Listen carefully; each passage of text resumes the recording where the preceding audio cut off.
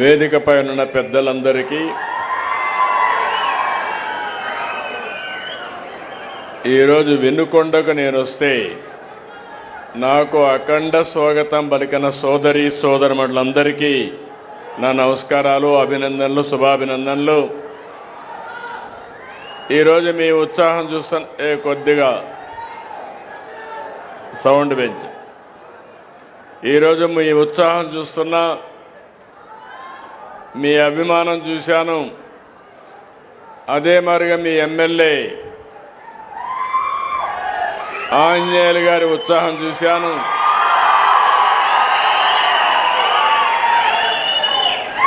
ఇవన్నీ చూసిన తర్వాత నాకు అనిపిస్తుంది రాబోయే రోజులన్నీ కూడా వెన్నుకొండకు మంచి రోజులేనని చెప్పి మరొక్కసారి మీ అందరికీ విజ్ఞప్తి చేస్తున్నా. ఈరోజు నేను ఇక్కడికి వచ్చింది స్వర్ణాంధ్ర స్వచ్ఛాంధ్ర కార్యక్రమం. ఇందులో దుర్గారావును చూశారు. మామూలుగా స్వచ్ఛ రథం డ్రైవర్. ఆయన డ్రైవర్గా ఎంత సమర్థవంతంగా పనిచేశాడంటే గ్రామం తిరిగి ఏదైతే ఇంతమనిపై లక్ష్మీ గోవిందమ్మ గారు చెప్పారు, ఈ కార్యక్రమం నాకు చాలా బాగా నచ్చింది. వేస్ట్ నుంచి సంపద, చెత్త నుంచి సంపద ఏ విధంగా సృష్టించగలుగుతామో మాకు నేర్పిస్తే బ్రహ్మాండంగా నచ్చిందని వారు చెప్పే పరిస్థితికి వచ్చారు. వారిని కూడా అభినందిస్తున్నా. దుర్గారావు అయితే ఒకప్పుడు మనం చూసాం, పాత వస్తువులు తీసుకుని కొత్త వస్తువులు ఇస్తూ మన ఊర్లో తిరిగేవాళ్ళు. అదే కాన్సెప్ట్లో ఈరోజు ఇక్కడ చూస్తే స్వచ్ఛ రథాలు మండలానికి ఒకటి పెడుతున్నాం. వారానికి ఒకసారి అన్ని ఒక గ్రామానికి వస్తారు. మీ ఇంట్లో ఉండే పాతవన్నీ పనికిరాని వస్తువులన్నీ ఇస్తే మీకు అవసరమైన నిత్యావసర వస్తువులన్నీ కూడా మీకు అందుబాటులో పెట్టే కార్యక్రమానికి శ్రీకారం చుట్టాం. ఈరోజు రాష్ట్రంలో అన్ని మండలాలు పూర్తి చేస్తున్నాం.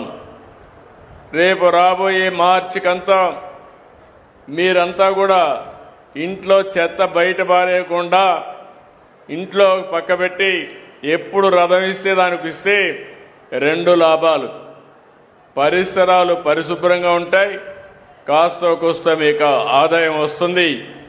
అలాంటి వినూత్నమైన కార్యక్రమానికి శ్రీకారం చుట్టాం. నేను పల్నాడుకు వచ్చినప్పుడంతా చూస్తున్నాను. పల్నాడు అనగానే ఒక పౌరుషాల గడ్డ. అంతేకాకుండా మొన్నే కోటప్ప కొండ తిరణాళ్ళైనా కూడా బ్రహ్మాండంగా చేశారు. పల్నాడులో అడుగు పెడితే వైబ్రేషన్లే డిఫరెంట్గా ఉంటాయి. శివరాత్రి ప్రభల కంటే కోటప్ప కొండ ప్రభలే ముందు గుర్తొస్తాయి. మొన్న కూడా మీరు చూస్తే కోటప్ప కొండ శివరాత్రి మరింత ఉత్సాహంగా రెండు కూడా బ్రహ్మాండంగా జరిగాయి. నేను నిత్యం మానిటర్ చేశాను. విపరీతంగా వచ్చారు. దానికి కూడా కారణాలు, అనేక కారణాలు ఉన్నాయి. కోటప్ప కొండ దద్దరిల్లే పరిస్థితి వచ్చిందంటే అది మీకుండే అభిమానం. అలాంటి వారందరినీ మీ భక్తిని కూడా మీరు చాటే పరిస్థితికి వచ్చారు. అలాంటి మిమ్మల్ని మరొక్కసారి అభినందిస్తున్నాను. ఈరోజు మనందరం కూడా నేను వచ్చింది స్వచ్ఛాంధ్ర స్వర్ణాంధ్ర. నేను ప్రారంభించింది 2025 జనవరిలో ప్రారంభించాను. మంత్రి నారాయణ గారు పట్టణాభివృద్ధి శాఖ మంత్రి, మన డిప్యూటీ సీఎం పవన్ కళ్యాణ్ గారు పంచాయతీరాజ్ శాఖ మాత్యులు, వాళ్ళిద్దరి ఆధ్వర్యంలో ఈరోజు స్వచ్ఛాంధ్ర కార్యక్రమాలు ముమ్మరంగా జరుగుతున్నాయి. మీరు ఒక విషయం గుర్తుపెట్టుకోవాలి. ఒక ప్రభుత్వాలు మాతే ఏ విధంగా ఉంటుందో ఇది ఒక ఉదాహరణ. నేను ఈరోజు ప్రారంభించిన కార్యక్రమం కాదు ఇది.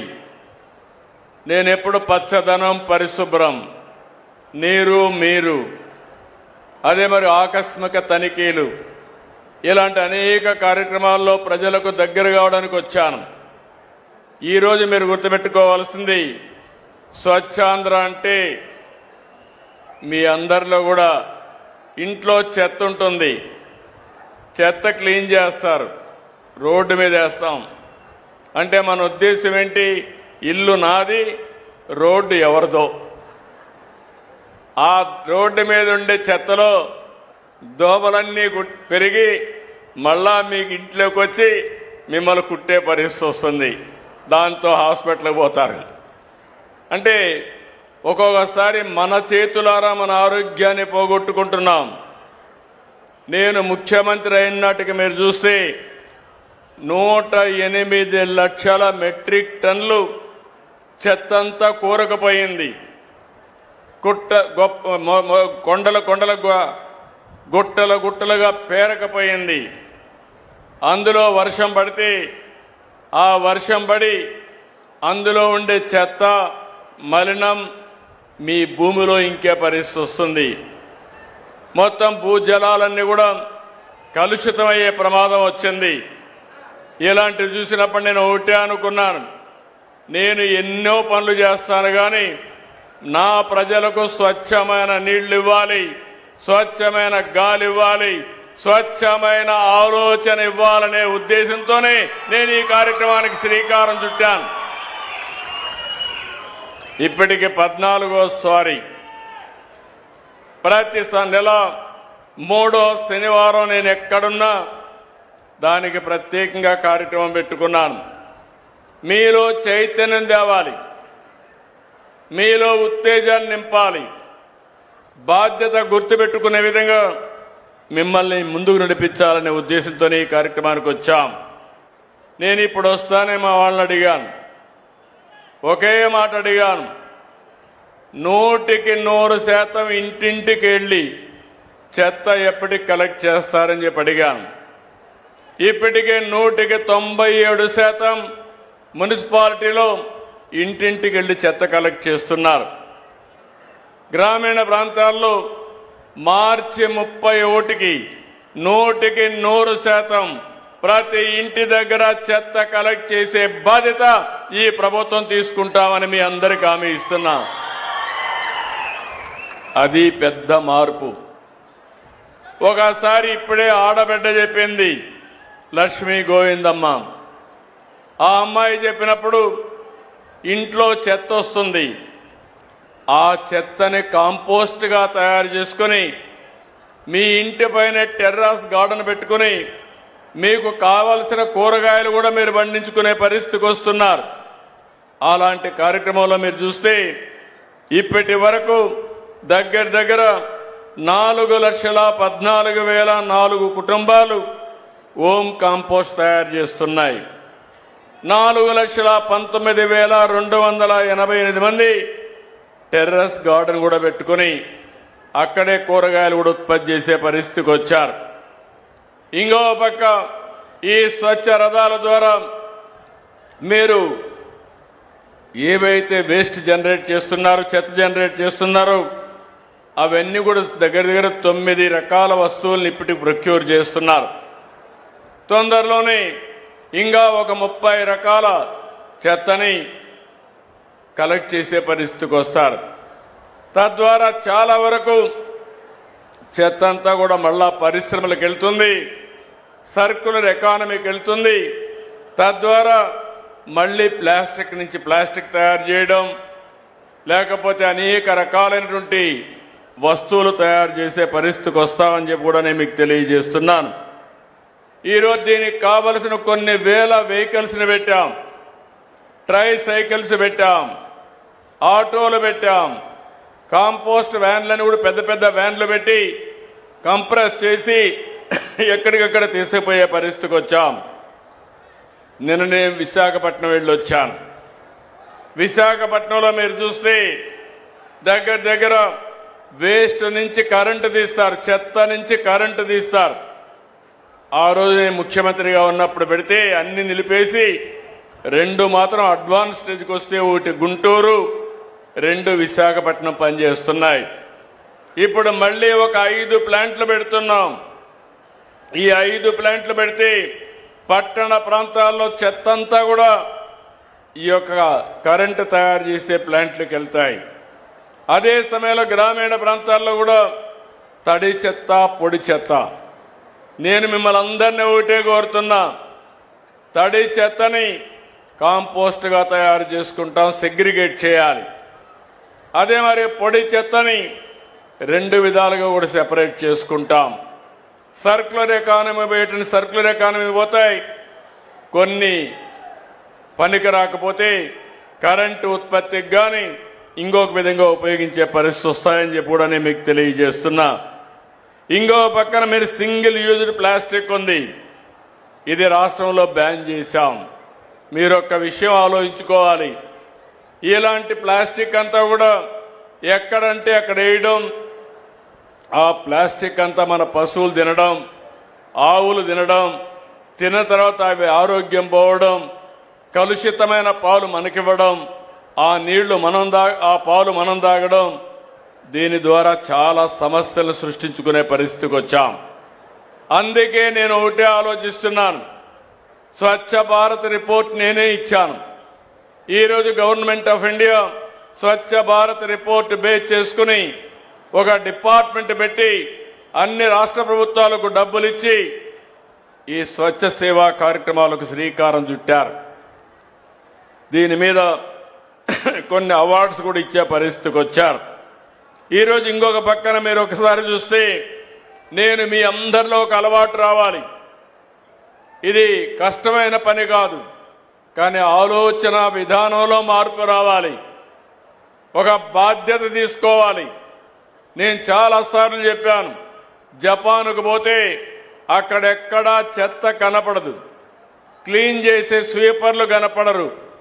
కానీ ఎక్కడన్నా ఒక కాగితం పడితే ఆ కాగితాన్ని అక్కడ చూసిన వ్యక్తి తీసి పర్సులో పెట్టుకొని ఇంటికి పోయి చెత్త బుట్టలో వేసే వరకు దాన్ని తీసుకెళ్లే పరిస్థితికి వస్తారు. ఇది ఒక బాధ్యత. మనం అలాంటి బాధ్యత తీసుకోకపోతే ఈరోజు సమాజంలో ఎలాంటి సమస్యలు వస్తాయో మనమే చూస్తున్నాం. ఈరోజు మీరు ఒక్కసారి గుర్తుపెట్టుకోవాలి, మన ఆరోగ్యానికి దోమలు కూడా పెద్ద కారణం. కమ్యూనికబుల్ డిసీజెస్లో ఓసారి దోమ కుడితే మలేరియా వస్తుంది, లేకపోతే డెంగ్యూ వస్తుంది, జేఈ వస్తుంది.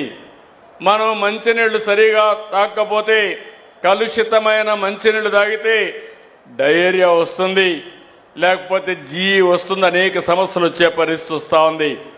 నేను అందుకనే ఒకే విషయం ఆలోచించాను, మీరు ఇప్పటికే మార్పు చూసుంటారు.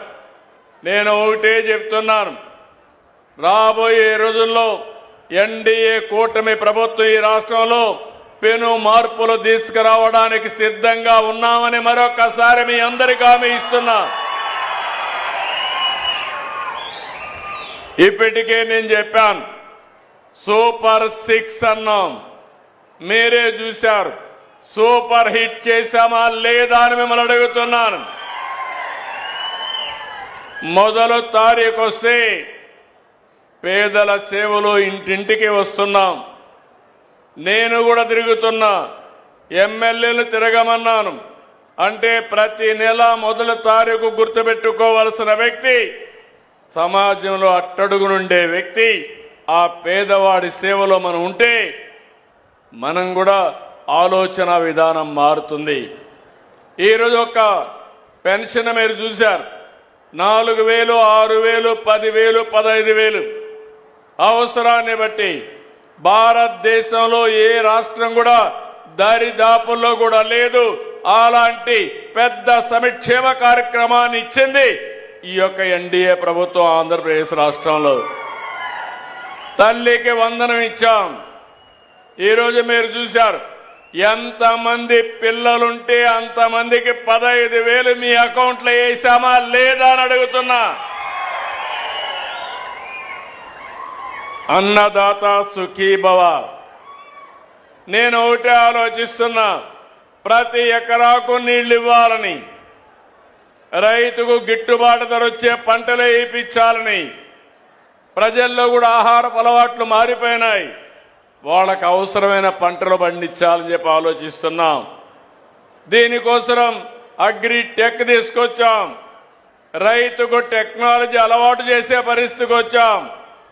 తొందరలోనే ప్రతి రైతుకు కూడా ఇబ్బంది లేకుండా మీకు అందుబాటులో ఒక ఏఐ అగ్రానమీ అంటే అగ్రికల్చర్ ఎక్స్పర్ట్ మీ ఏఐ ద్వారా మీకు అందుబాటులో తీసుకొచ్చే బాధ్యత నేను తీసుకుంటానని చెప్పి కూడా నేను మీకు తెలియజేస్తున్నా. మొన్నే మీరు చూశారు ఉండవల్లిలో బిల్ గేట్స్ వచ్చి టెక్నాలజీ మన వాళ్ళు ఎట్లా ఉపయోగిస్తున్నారో చూసిన తర్వాత చాలా ఆనందపడ్డాడు. అంటే ఇప్పుడు రైతాంగం కూడా టెక్నాలజీ అందిపుచ్చుకుంటున్నారు. మైక్రో ఇరిగేషన్, బిందు సేద్యం, తుంపర్ల సేద్యం ఇది నేనే ప్రారంభించా. దీనికోసం కేంద్రంలో కూడా రిపోర్ట్ కూడా ఇచ్చా. ఈరోజు మన రాష్ట్రం దేశంలో నెంబర్ 1 రాష్ట్రంగా ఉన్నాం. దీనికి గర్వపడుతున్నాను. మామూలుగా వారసత్వంగా వచ్చే పంటలే పండిస్తే అందులో ఆదాయం లేకుండా చాలా ఇబ్బందులు వస్తున్నాయి. అందుకే ఈరోజు మీరు చూస్తే రాయలసీమ మొత్తం ఒక హార్టికల్చర్ హబ్ గా తయారు చేస్తున్నాం. దాంట్లో భాగంగా వినుకొండను కూడా అభివృద్ధి చేసే బాధ్యత తీసుకుంటాం. ప్రతి ఒక్కడికి అన్నం పెట్టాలనే ఉద్దేశంతో మధ్యాహ్నం కానీ సాయంత్రం కానీ తెల్లవారి కానీ తిండి లేదు, అదే మరి ఆకలితో బాధపడుతుందనే పరిస్థితి రాకూడదని 5 రూపాయలకే ఈ రోజుట్లో మీకు భోజనం పెడుతున్నామంటే అది ఈ ప్రభుత్వం యొక్క విధానం. ఈ ఒకటే కాదు, ఆర్టీసీలో మా ఆడబిడ్డలు స్త్రీ శక్తి బస్సులన్నీ కిటకిటలాడుతున్నాయి, కళకళలాడుతున్నాయి. స్త్రీ శక్తి ఏంటో నిరూపించే పరిస్థితికి మా ఆడబిడ్డలు వచ్చారు. దీనివల్ల ఆర్థిక పరిస్థితులు మారతాయి. మీకు కూడా బయట పోయే వెసులుబాటు నిండుగా వచ్చింది. దాన్ని చూసిన తర్వాత మీరు కూడా వ్యాపారవేత్తలుగా తయారు చేసే బాధ్యత నేను తీసుకుంటున్నాను. పోయిన మార్చిలో పెట్టాను 1,00,000 మంది ఎంఎస్ఎంఈ చిన్న చిన్న ఫ్యాక్టరీస్ పెట్టుకోమని చెప్పాం. ఈ సంవత్సరం ఒక 5 లక్షల మందిని మళ్లీ ప్రమోట్ చేస్తాం. నేను పెట్టిన వ్యవస్థ డాక్రా సంఘాలు మహిళలు ఎప్పుడు నాకు అండగా ఉన్నారు. మీకు తోడుగా అండగా మీకు ఉంటానని మరొక్కసారి మీ అందరికీ హామీ ఇస్తున్నా. దీపం ఆ రోజు పెట్టాం. ఈరోజు 3 గ్యాస్ సిలిండర్లు కూడా ఇచ్చాం. నేను ఒకటే మీ అందరికీ విజ్ఞప్తి చేస్తున్నా, ప్రభుత్వం అనేది సంక్షేమ కార్యక్రమాల ద్వారా పేదవాళ్ళకు అండగా ఉంటాం. అందరి జీవితాల్లో వెలుగు తీసుకొస్తాం. అంతటితో ఆపడం లేదు, మీ ఆదాయాన్ని కూడా పెంచాలనుకుంటున్నాం. పేదవాడు శాశ్వతంగా పేదవాడిగానే మిగిలిపోకూడదు. మీ ఆదాయం పెరిగి మీరు కూడా మెరుగైన జీవన ప్రమాణాలు రావాలని ఈరోజు మీరు చూస్తే P4 కూడా తీసుకొచ్చాం.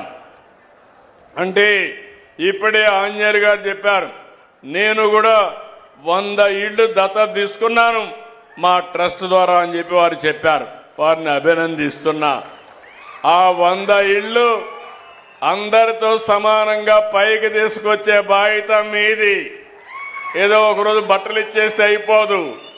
అట్లా కాకుండా short term, medium term, long term పెట్టుకుని వాళ్ళ ఇంట్లో చదువుకునే పిల్లలుంటే బాగా చదివించి వాళ్ళకుండే ఆస్తులన్నీ కూడా చిన్న చిన్న ఆస్తులుంటే ఆ ఆస్తులను కూడా ఆదాయాన్ని పెంచే మార్గాలు వారికి నేర్పించి వారు మీ కుటుంబంతో సమానంగా కాకపోయినా కుడి ఎడమగా తీసుకుపోయే బాధ్యత, ఆ 100 కుటుంబాలని ప్రయోజకులుగా చేసే బాధ్యత శివశక్తి ఆంజనేయులు గారిదని చెప్పి కూడా నేను మీకు తెలియజేస్తున్నా. 10 లక్షల కుటుంబాలని దత్తత తీసుకున్నాం P4 కింద. 1,00,000 మంది మార్గదర్శులు పనిచేస్తున్నారు. నేను ఎక్కువ శ్రద్ధ పెడుతున్నా. అట్టడుగు నుండే 20% బంగారు కుటుంబాలు, పై నుండి 10% మార్గదర్శులు. వీళ్ళిద్దరూ కలిసి అనునిత్యం పనిచేస్తే బంగారు కుటుంబాలు మార్గదర్శులు అవుతారు. కొంతమంది పై నుండే వాళ్ళు కిందికి వస్తారు. మళ్ళా వాళ్ళ మీద శ్రద్ధ పెట్టి ప్రభుత్వం P4 మోడల్లో అందరినీ పైకి తీసుకొచ్చే బాధ్యత, మెరుగైన జీవన ప్రమాణాలు ఇచ్చే బాధ్యత తీసుకుంటామని మీ అందరికీ హామీ ఇస్తున్నాను. ఇదే కాకుండా ఈరోజు పెను మార్పులు కూడా టెక్నాలజీలో తీసుకొస్తున్నాం. మీరు గుర్తుపెట్టుకోవాలి, ఇక్కడ మీరందరూ ఉన్నారు. భారతదేశంలో ఎక్కడా లేదు వాట్సాప్ గవర్నెన్స్. మీరు ఏ ఆఫీసుకు పోయే పని లేదు. మీ MRO ఆఫీస్ పక్కనుంటే దర్జాగా ఒక మెసేజ్ పెట్టి పని అయిందా లేదా మళ్ళా మీకు చెప్పే బాధ్యత నేను తీసుకుంటానని మీ అందరికీ హామీ ఇస్తున్నా. అందరికీ సెల్ ఫోన్లు ఉన్నాయి. ఎక్కడ ఉన్నాయని వాళ్ళు సెల్ పైకి ఎత్తండి, ఉంటే చూపేయండి. అందరికీ సెల్ ఫోన్లు ఉన్నాయి. ఇప్పుడు మన మిత్ర వాట్సాప్ గవర్నెన్స్ అందరికి అవేర్నెస్ ఉందా? అందరికీ తెలుసు అనేవాళ్ళు చేలు పైకెత్తండి. నెంబర్ తగ్గుతా ఉంది. మళ్ళా నేను ఊరు తిరగాల, మీ అందరికి నేర్పించాలా. ఒకసారి మీరు గుర్తుపెట్టుకోవాలి, నేను ఏం చెప్పినా మీ హితం కోసం చెప్తాను, మీ మంచి కోరే చెప్తున్నాను. మీరందరూ కానీ సెల్ ఫోన్లు కరెక్ట్గా ఉన్నాయి కాబట్టి అందరికీ ఉన్నాయి, దాన్ని సరిగా వాడడంలా 24 గంటలు సెల్ ఫోన్ దగ్గరనే కూర్చుంటారు. లేనిపోనిటి అన్ని చూస్తూ ఉంటారు.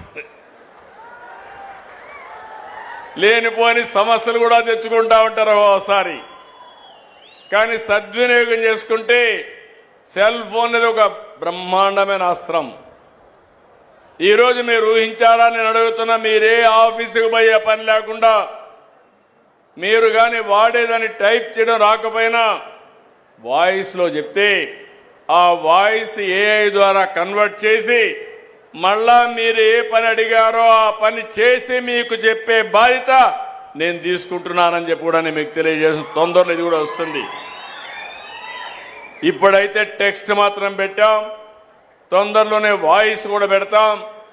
ఒకవేళ ఎవరు మాట్లాడారో కూడా మీ వాయిస్ని పెట్టి పలానా వాళ్లే మాట్లాడారా వేరే వాళ్ళు మాట్లాడారు కూడా అనలైజ్ చేసే ఏ టూల్స్ వచ్చేసాయని చెప్పి కూడా నేను మీకు తెలియజేస్తున్నా.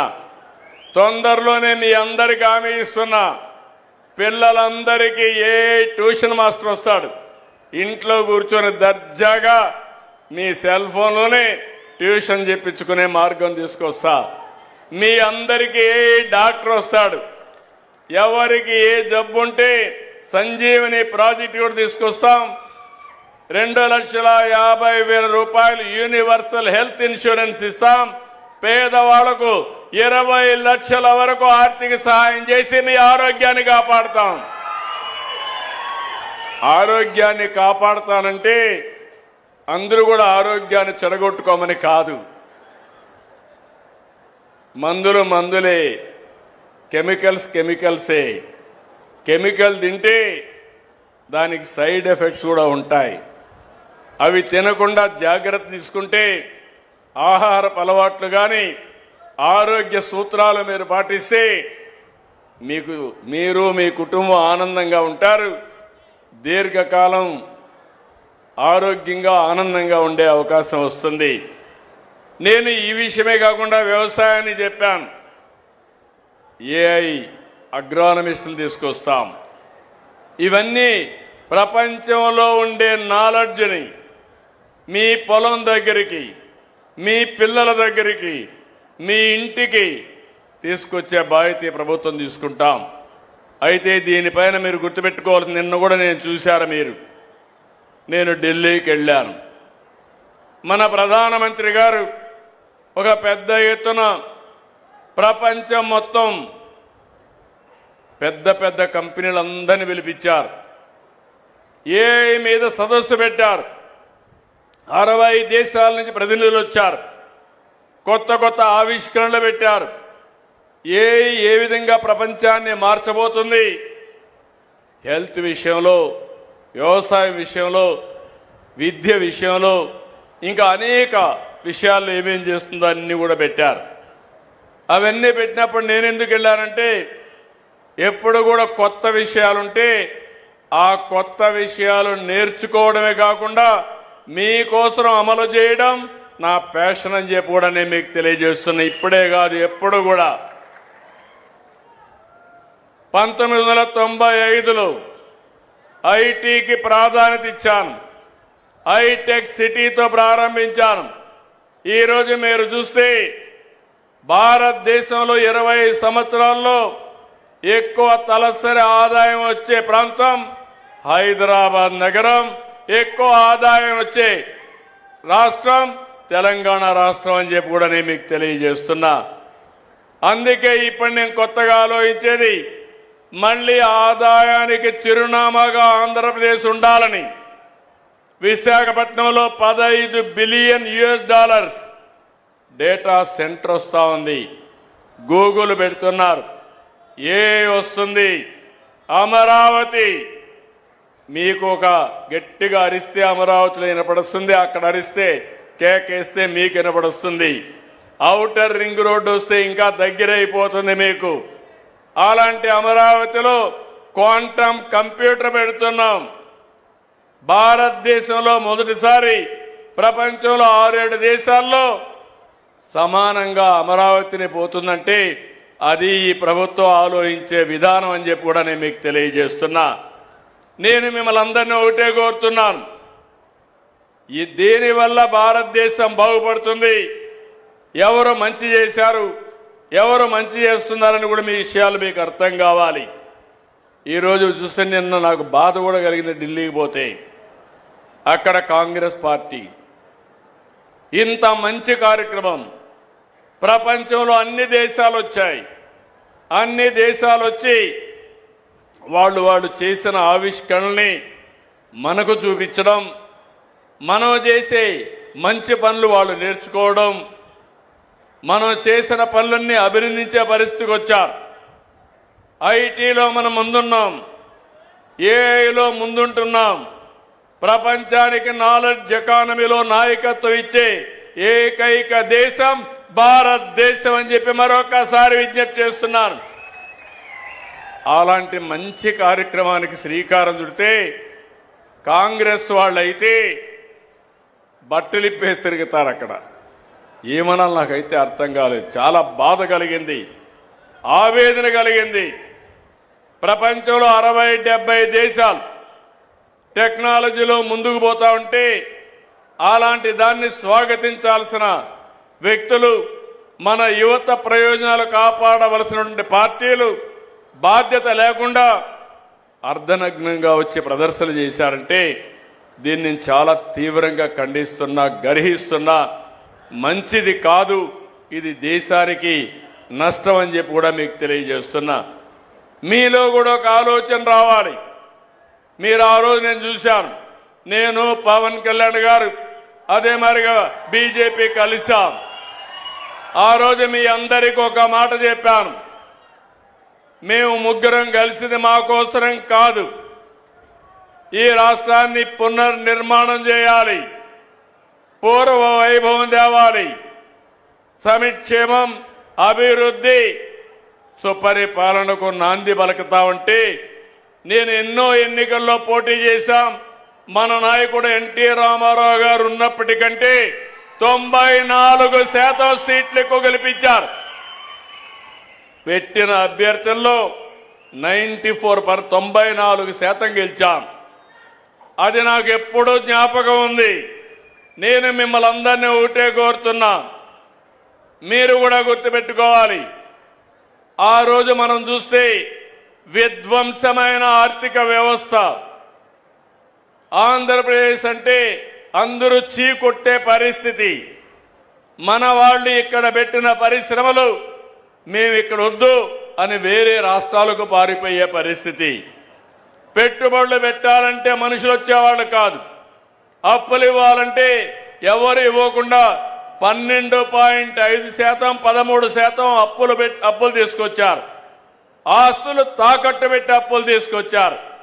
మీకు కూడా గుర్తుపెట్టుకోవాలి, ఒక్కోసారి మన కుటుంబం కూడా ఆర్థికంగా దెబ్బతింటే అప్పిచ్చేవాడు కూడా ఏదో ఒకటి తాకట్టు పెట్టమంటాడు. తాకట్టు పెట్టినా అధిక వడ్డీతో డబ్బులు ఇస్తారు. అదే గాని తిరిగి ఇస్తాడంటే తక్కువ వడ్డీతో డబ్బులు ఇస్తారు. అది నమ్మకం. ఆ నమ్మకాన్ని పోగొట్టారు. కానీ నేను ఒక మాట చెప్పాను, నన్ను నమ్మారు, మా కూటమిని నమ్మారు. ఆ మాట నిలబెట్టుకోవడానికి ఎన్ని కష్టాలున్నా పర్వాలేదని సూపర్ 6ని అనుకున్న టైం కంటే ముందు మీకు ఇచ్చి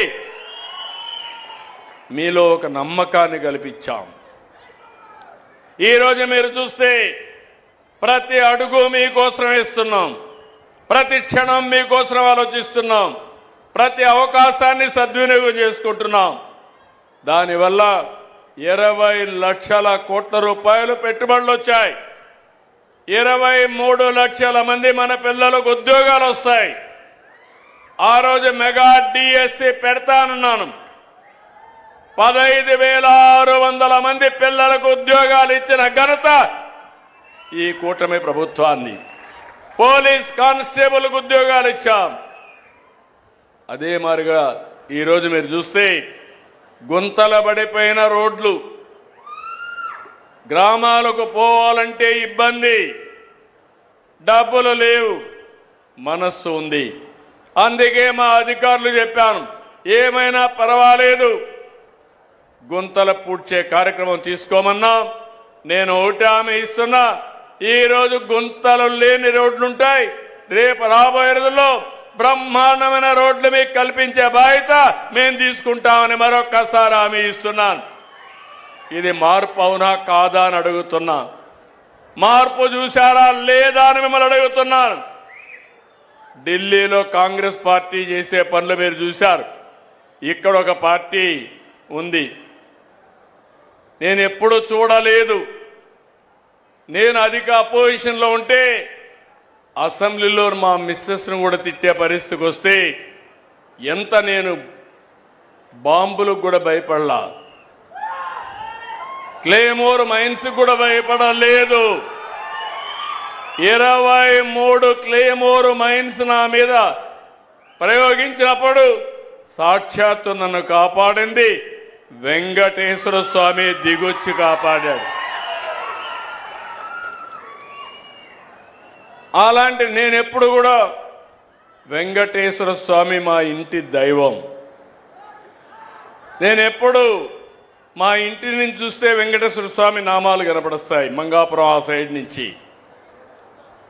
అలాంటి వెంకటేశ్వర స్వామికి అపచారం చేసే పరిస్థితి ఈ మధ్యలో మీరు చూస్తున్నారు. అధికారంలో ఉంటే బూతులు తిడతారు, అపోజిషన్లో ఉంటే కూడా బూతులు తిడతారు. ఇది ఎక్కడ న్యాయమో ఏమయ్యా? మీకు ఇది కరెక్టేనా? మీకైతే కోపం రాదా? మీ తల్లిని తిడితే మీకు కోపం రాదా? మీ ఇంట్లో వాళ్ళని తిడితే మీకు కోపం రాదా? మనం తిట్టించుకోవడానికి రాజకీయం చేస్తున్నావా?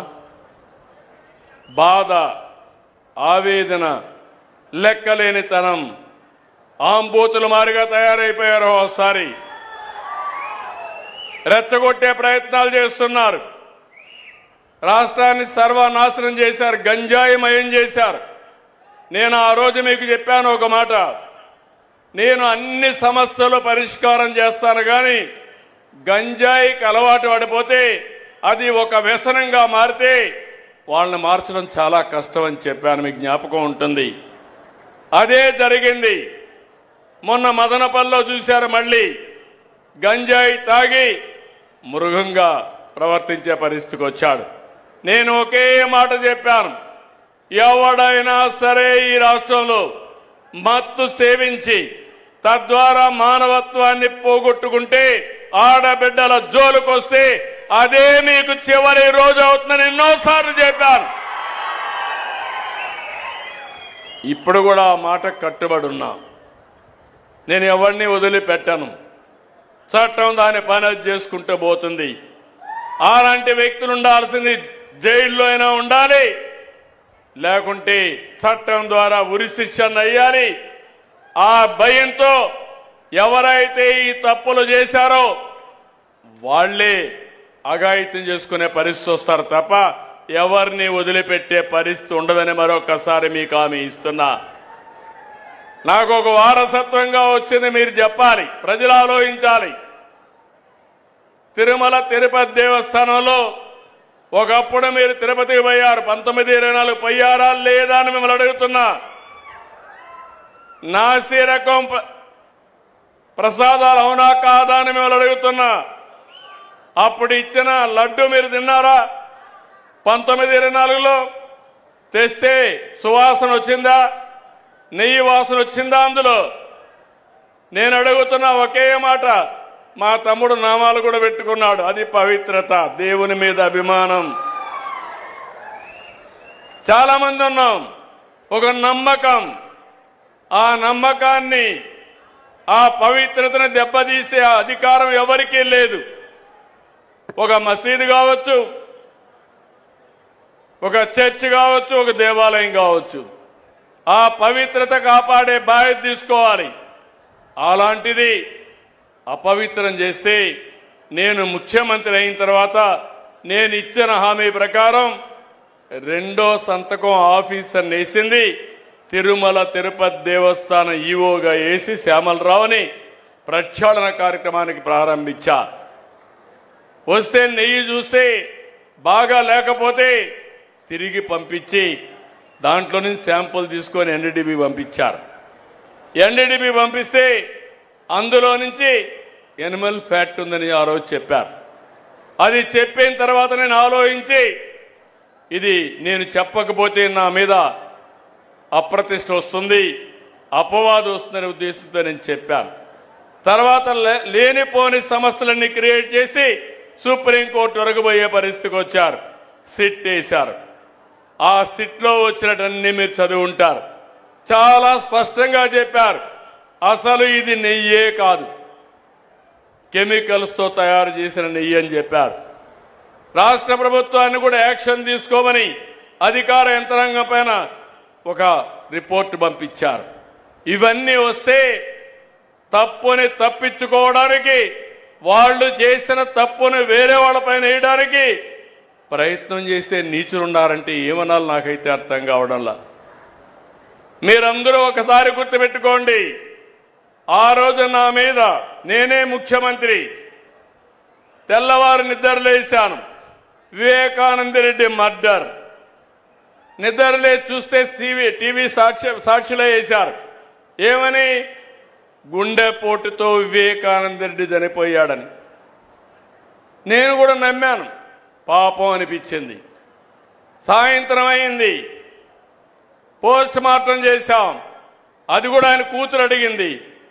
అడిగితే పోస్ట్ మార్టం చేస్తే ఇది గుండెపోటు కాదు, గొడ్డలి పోటని తేల్చారు. సాయంత్రానికి నాటకాల రాయుడు మాట మార్చేశాడు. తండ్రి లేని బిడ్డను ఉన్న పెద్ద దిక్కుపోయాడని. అది అయ్యింది. తెల్లవారి నిద్ర లేస్తానే సాక్షి పేపర్ ఒకసారి మీరు గుర్తుపెట్టుకోవాలి. నారాసుర రక్త చరిత్ర నా చేతిలో కత్తి పెట్టి నా జీవితంలో ఊహించని సంఘటనది. నేను రాజకీయం చేస్తాను కానీ రౌడీల గుండెల్లో రైళ్లు పరిగెత్తిస్తాను కానీ సంఘ విద్రోహ శక్తులను అణిచివేస్తాను కానీ ప్రాణానికి కూడా లెక్క పెట్టుకోను కానీ నేను నేరాలు చెయ్యబోనని మీ అందరికీ హామీ ఇస్తున్నా. అది నా నిజాయితీ, అది నా యొక్క జీవితం అంతా కూడా మీరు చూశారు. అలాంటిది పాపం ఆ అమ్మాయి కూడా వాళ్ళ చిన్నాన్న కూతురు మోసపోయింది. తర్వాత తెలుసుకునే కొద్దిగా లేట్ అయిపోయింది. ఇప్పుడు తిరుగుతా ఉంది, సెక్యూరిటీ కూడా పెట్టుకొని తిరిగే పరిస్థితి వచ్చింది. నిన్న మీరు చూస్తే ఇంత స్పష్టంగా చెప్పితే, అపవిత్రం చేశారని చెప్తే, అవినీతి జరిగిందని చెప్తే, తిరిగి హెరిటేజ్ అనే కంపెనీ తీసుకొచ్చి నా పేరే వేసి తప్పించుకోవాలంటున్నానంటే కరుడు గట్టిన నేరస్తుడు అవునా కాదా అని మిమ్మల్ని అడుగుతున్నా. అలాంటి నేరస్తులతో రాజకీయం చేయాలనా? ఏమంటారు మీరు? అంటే మీకు బాధ్యత లేదా? నాకు ఒక్కడికైనా బాధ్యత, రాష్ట్రాన్ని కాపాడుకోవడం మీకు బాధ్యత లేదా? ఎందుకు మీరందరూ కూడా గట్టిగా ముందుకు రావడం లేదు నేను అడుగుతున్నా. మంచిని అభినందించాలి, చెడుని ఖండించాలి, చెడు వ్యక్తులను కూడా ఎక్కడికక్కడ మీరు నిరాకరించే పరిస్థితి రావాలి. అప్పుడే రాజకీయాలు ప్రక్షాళన అవుతాయి. అట్లా కాకుండా ఏదో చిన్న చిన్న దీని మీదనే ఆలోచిస్తా కూర్చుంటే, నాకెందుకు వచ్చిందని మీరు ఇంట్లో పడుకుంటే, 5 ఏళ్లు మీకోసం నేను కష్టపడ్డా. కడాన నాకు ఎప్పుడూ ఊహలో కలలో కూడా ఊహించలేదు. నేను కూడా జైలుకు పోవాల్సి వచ్చింది.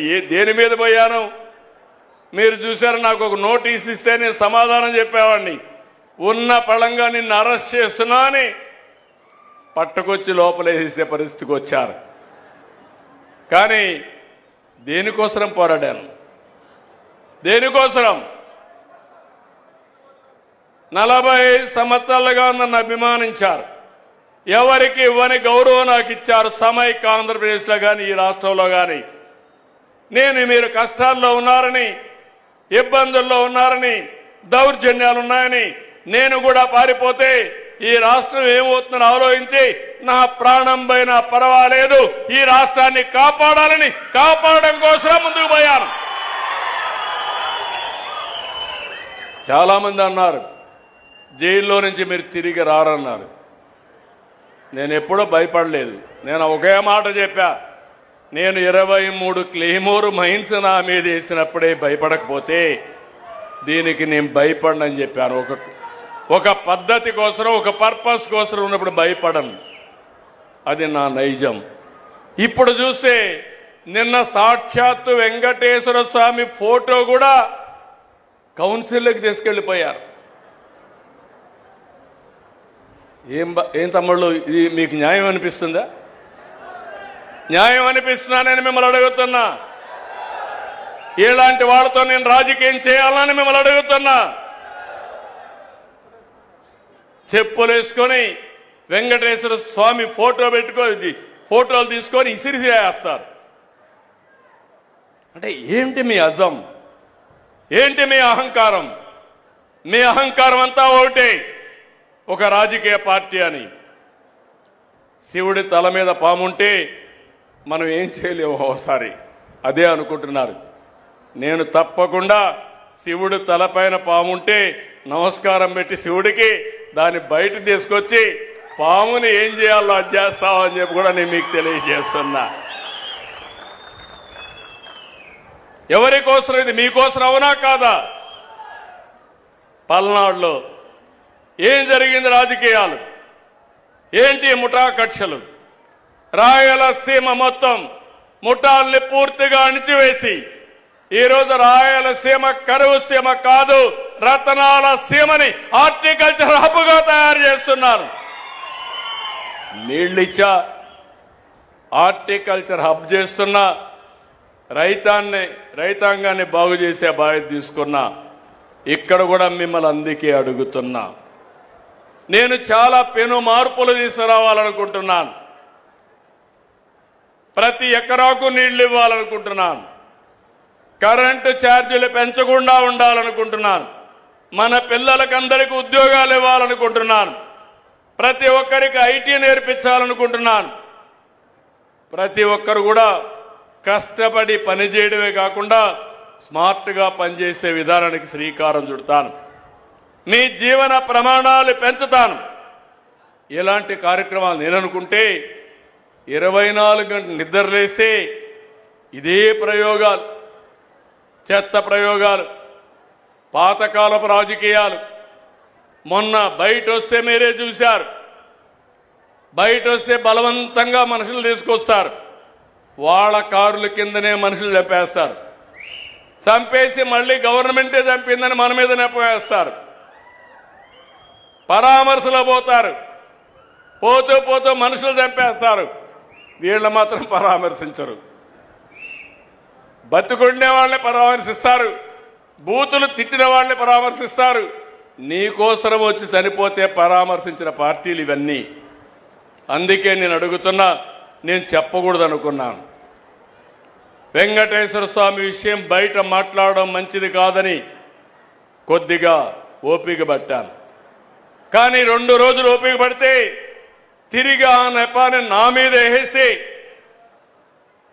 దొంగ అని తప్పించుకునే పరిస్థితికి వస్తే దొంగను పట్టి నడి రోడ్లో నిలబెట్టవలసిన బాధ్యత, పోలీసింగ్ చేయాల్సిన బాధ్యత నా పైన ఉంది. అవునా కాదా? నేను చెప్పింది వాస్తవం. చేలు పైకెత్తండి. మీరు నాతో నడుస్తారా అని మిమ్మల్ని అడుగుతున్నా. Thank you. అది మీరు చేయండి. మనం మంచిగా చేద్దాం. నేను ఇక్కడికి వచ్చినప్పుడు మీ ఎమ్మెల్యే గారు, చీఫ్ విప్ గారు కొన్ని విషయాలు ఇక్కడ నాకు చెప్పారు. ఒకటి, మీరు చూస్తే ఇక్కడ 100 పడకల ఆసుపత్రిని వినుకొండ సిహెచ్ని 100 పడకల ఆసుపత్రిగా చేయమన్నారు. తప్పకుండా ఈ హాస్పిటల్ని 100 పడకల ఆసుపత్రిగా చేస్తున్నామని చెప్పి కూడా నేను మీకు తెలియజేస్తున్నా. అదే మరి ట్రామా కేర్ సెంటర్ కావాలన్నారు. డయాలసిస్ ట్రామా కేర్ సెంటర్ కూడా పెడతామని చెప్పి నేను మీకు తెలియజేస్తున్నా. మూడోది, ఇప్పుడు మనం ఉండే ప్రదేశం పక్కనే నేషనల్ హైవే, నాగార్జునసాగర్ కెనాల్ కూడా పోతా ఉంది. చాలా బ్యూటిఫుల్ ల్యాండ్. ఇది నేనే ఇచ్చా. ఒకప్పుడు ఇరిగేషన్లో ఉండే ల్యాండ్ ఇచ్చాం. ఇప్పుడు ఇది ఒక లంగ్ స్పేస్గా ఉంది. వినుకొండకు శోభ తెచ్చే విధంగా దీంట్లో ఏమేం పెట్టాలో నేను ఇప్పుడే నారాయణ గారు చెప్పా. 100 కోట్ల 50 కోట్ల ఏం కావాలని అన్ని కూడా ఆలోచించి ఈ వినుకొండలో ప్రతి ఒక్కరికి ఉపయోగపడే విధంగా one of the best development ఇక్కడ చేస్తామని మీ అందరికీ హామీ ఇస్తున్నా.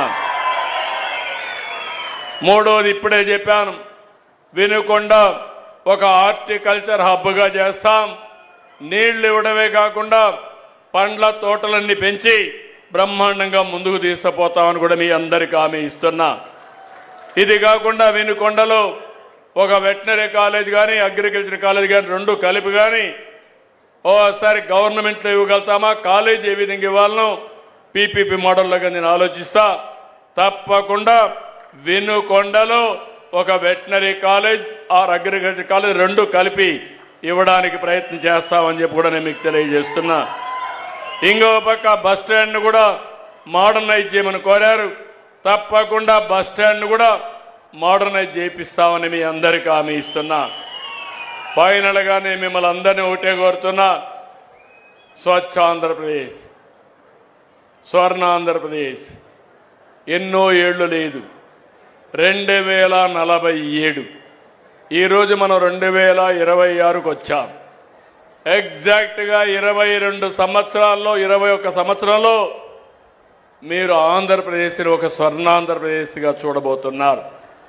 మీ ఆదాయం పెరుగుతుంది, మెరుగైన జీవన ప్రమాణాలు వస్తాయి. ఇక్కడ ఇండస్ట్రీస్ అనుకున్న ఇండస్ట్రీస్ అన్నీ వస్తాయి. ఇంకో పక్క టూరిజం కూడా పెద్ద ఎత్తున అభివృద్ధి చేస్తాం. నాకు ఎప్పటికప్పుడు కొన్ని ఆలోచనలు మీరు చూస్తే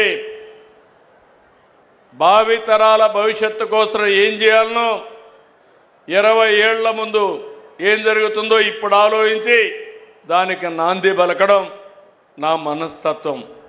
నేనేదో టెంపరీగా రేపేం జరుగుతుంది లేకుంటే రేపు ఎలక్షన్ ఒకటే చూసుకోవాలని కాకుండా శాశ్వతంగా మీ జీవితాల్లో వెలుగు రావాలని నేను కార్యక్రమాలు చేపడతా. కాబట్టి నేను మిమ్మల్ని అందరినీ ఒకటే కోరుతున్నా, నేను చెప్పింది మీరు అర్థం చేసుకోండి, కొంచెం ఫాలో కూడా కండి, అనుసరించండి. తప్పకుండా దానివల్ల మీకు లాభం వస్తుంది. తద్వారా ఆంధ్రప్రదేశ్ రాష్ట్రం ఒక మంచి రాష్ట్రంగా తయారవుతుందని చెప్పి తెలియజేసుకుంటూ మళ్ళీ చెప్తున్నా, స్వచ్ఛ ఆంధ్రప్రదేశ్లో మీరు భాగస్వాములు కావాలి. వినుకొండ నియోజకవర్గం నెట్ జీరోలో వెళ్ళాలి. కాలుష్యం లేని ప్రాంతంగా ఉండాలి. పీల్చే గాలి స్వచ్ఛంగా ఉండాలి. తాగే నీళ్లు స్వచ్ఛంగా ఉండాలి. అవినీతి లేకుండా స్వచ్ఛమైన ఆలోచనలు చేయాలి. రౌడీజం లేని సమాజం కావాలి. మత్తు పదార్థాలు కానీ, డ్రగ్ కానీ, లేకపోతే గంజాయి లేని ప్రదేశంగా తయారు కావాలి. అప్పుడే మన పిల్లల భవిష్యత్తు బాగుంటుంది. నేను అందుకనే ఇవన్నీ మీకు ఎందుకు చెప్తున్నానంటే, నేను గట్టిగా చెప్పకపోతే మీరు తాత్కాలికంగా నేను ఇచ్చే సంక్షేమ కార్యక్రమాల వరకే ఉంటే దీర్ఘకాలికంగా దెబ్బతింటాం. అందుకే ఈ విషయాల్లో మీరు పూర్తిగా సహకరించమని మరొకసారి కోరుకుంటూ, ప్రతి ఒక్క ఇంట్లో చర్చ జరగాలి. టెక్నాలజీ కరెక్ట్గా ఉపయోగించుకోవాలి. రెండోది, స్వచ్ఛమైన ఆలోచనలు చేయాలి. విలువలతో కూడిన సమాజం కోసం మనం ముందుకు పోవాలని మరొకసారి కోరుకుంటూ అందరికీ నమస్కారాలు. జై హింద్. రాష్ట్ర అభివృద్ధి కోసం అహర్హం శ్రమిస్తూ వేల కోట్ల రూపాయలను ఆంధ్ర రాష్ట్ర అభివృద్ధి యజ్ఞానికి దర్భలుగా మార్చి ఆశలనే మోసులతో కోట్లాది ఆంధ్రుల కల